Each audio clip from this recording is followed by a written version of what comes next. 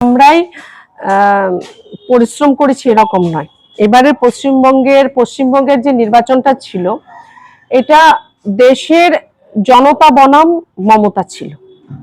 কারণ পশ্চিমবঙ্গ শুধুমাত্র পশ্চিমবঙ্গের দৃষ্টিভঙ্গিতে আজকের দিনে গুরুত্বপূর্ণ ছিল না, গোটা দেশের সুরক্ষা, শান্তি, অস্মিতার জন্য পশ্চিমবঙ্গ আমাদের কাছে গুরুত্বপূর্ণ ছিল।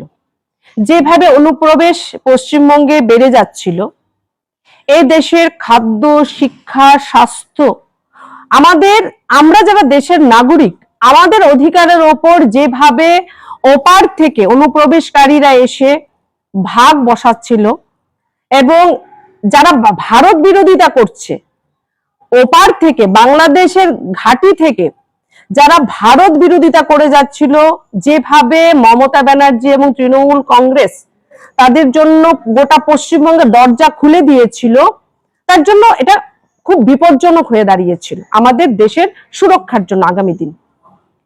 আজকের এই জায়গায় দাঁড়িয়ে আমি বলবো, এটা দেশের জনতার জয়।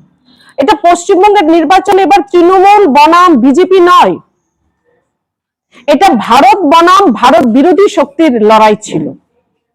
আরো বিশেষ করে আমি বলতে চাই, বিগত 15 বছর কাটমানি, শিক্ষা, স্বাস্থ্য, সুরক্ষা, স্বাভিমান, প্রতিটি জায়গায় যেভাবে দুর্নীতি হয়েছিল পশ্চিমবঙ্গে, তার বিরুদ্ধে এটা আমাদের লড়াই ছিল।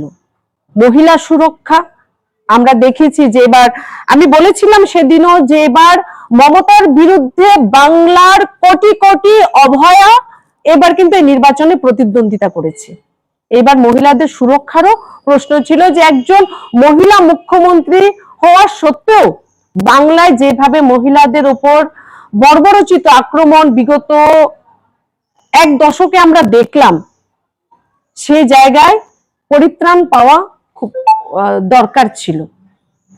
দুর্নীতি, মহিলা সুরক্ষা, আমাদের রাষ্ট্রের সুরক্ষা যেভাবে বিপদগামী হয়ে দাঁড়িয়েছিল, তারই বলবো যে পরিণাম আজকে ভারতীয় জনতা পার্টির এই বিপুল বিশাল জয়। আমি হৃদয় থেকে ধন্যবাদ জ্ঞাপন করব যারা পশ্চিমবঙ্গের সেই সকল কার্যকর্তাদের, যারা প্রাণ দিয়ে, হৃদয় দিয়ে, রক্ত চক্ষুকে উপেক্ষা করে যারা এই লড়াইটা যারা করেছেন।